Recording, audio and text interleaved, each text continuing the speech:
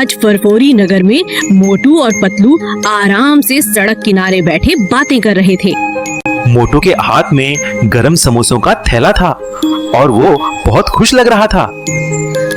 पतलू उसे समझा रहा था कि ज्यादा समोसे खाना सेहत के लिए अच्छा नहीं।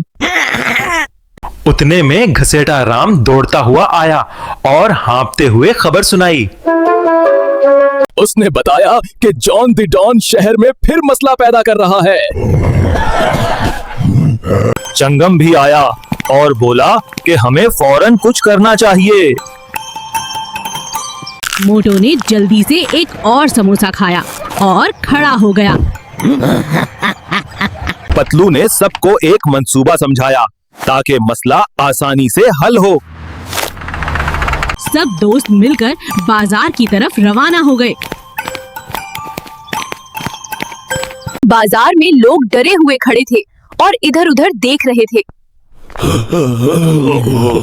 जॉन द डॉन जोर जोर से हंस रहा था और सबको डरा रहा था।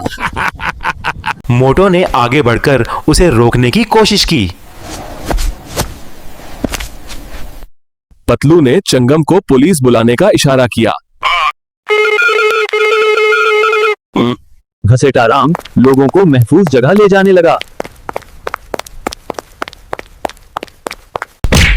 जॉन द डॉन ने मोटू को धक्का दिया, मगर वो गिरकर उठ गया।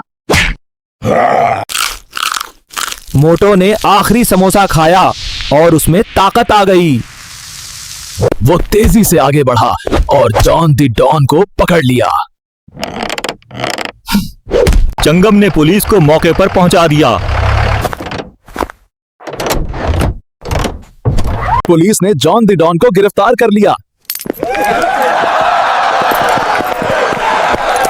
लोग खुश हो गए और सबने तालियां बजाएं। मोटू ने खुश होकर अपने दोस्तों को गले लगाया।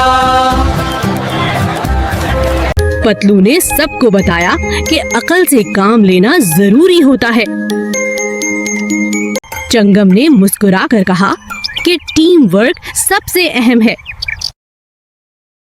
घसेटा राम ने कहा कि हम सब ने मिलकर कामयाबी हासिल की। शहर के बच्चे भी खुशी से नाचने लगे। मोटू ने मजीद समोसे मांगे और सब हंसने लगे।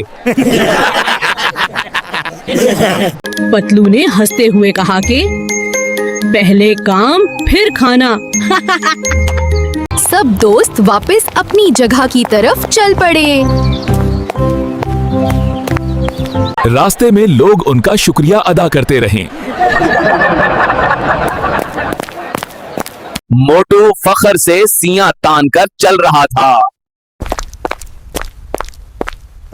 पतलू खामोशी से मुस्कुरा रहा था और सबको देख रहा था। चंगम ने कहा कि शहर अब महफूज है। घसेटा राम ने हंसते हुए सबको मुबारकबाद दी।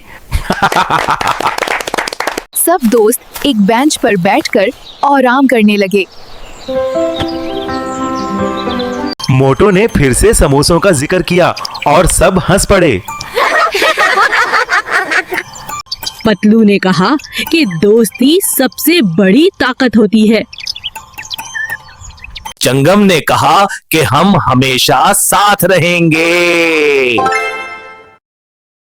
सब ने मिलकर एक दूसरे का शुक्रिया अदा किया। रात होने लगी और शहर पुरसकून हो गया। मोटू और पतलू खुशी से घर की तरफ रवाना हो गए।